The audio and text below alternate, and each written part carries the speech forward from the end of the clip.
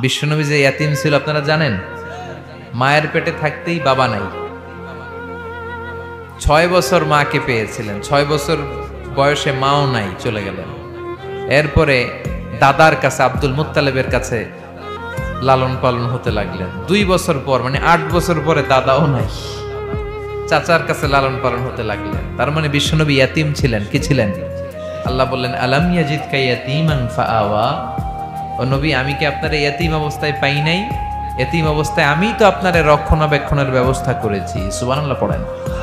তো নবী, আপনার এত টেনশন কিসের? যেখানেই আপনার বিপদ ওখানে আমি তো আছি। বিশ্বনবীর আল্লাহ সান্ত্বনা দিচ্ছেন, সাহস যোগাচ্ছেন, নবী আশাহারা হবেন না, আমি আছি তো, ভরসা রাখেন। সুবহানাল্লাহ পড়েন।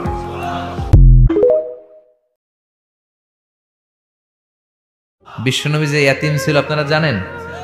মায়ের পেটে থাকতেই বাবা নাই। 6 বছর মাকে পেয়েছিলেন, 6 বছর বয়সে মাও নাই, চলে গেলেন। এরপরে দাদার কাছে, আব্দুল মুত্তালিবের কাছে লালন পালন হতে লাগলেন। 2 বছর পর, মানে 8 বছর পরে দাদাও নাই,